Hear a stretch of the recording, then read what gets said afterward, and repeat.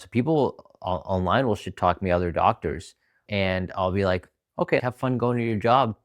Meanwhile, I'm recording this at 4 p.m. I woke up at 9 a.m. today, casually had breakfast, I drank and leisurely sipped my coffee, went to the gym for 2 hours and sat in the sauna, then showered. So 4 hour, a 4 hour time span total. Came back, had lunch with my mom. Now I'm just recording a video here.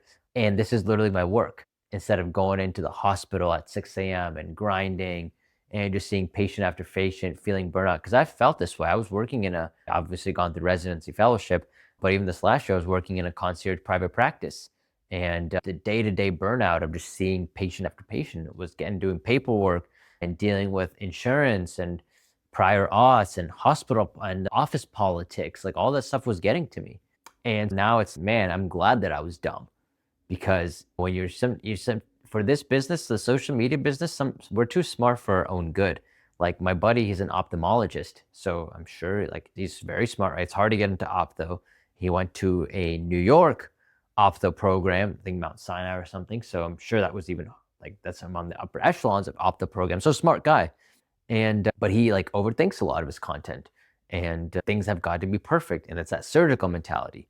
Whereas I'm just like, whatever, just roll with it. Just let's just swing it out and then see what happens, right? That's literally what we're doing here. It's just swinging it out and yapping and then seeing what happens, just chilling about it. I'm very grateful that whatever decisions I had, the inadequacy that I felt, the stupidness that I felt has brought me here. Because I think that being academically smart is not the same as being street smart. Book smart is not the same thing as real world smarts. And a lot of doctors are book smarts. We're good at memorization. But when it comes to maybe real world things, taking risks, sometimes we're not as smart about that. I have a colleague, so he is interested in starting his own private practice. And so he was asking me about it. And I told him that, yeah, I joined a private practice mentorship group. And so that group basically taught me how to have my own private practice. And so he was like, oh man, but it's so expensive. And thus I'm like, yeah, but at some point you got to invest in yourself and you got to believe in yourself. Like when I invested in this private practice program, I paid 10 grand at the time. I was a fellow. I was a child and adolescent fellow. My salary was like 80K. I was living in New York. So I had maybe 15K in my bank account. And so I spent 10K of it on a freaking program.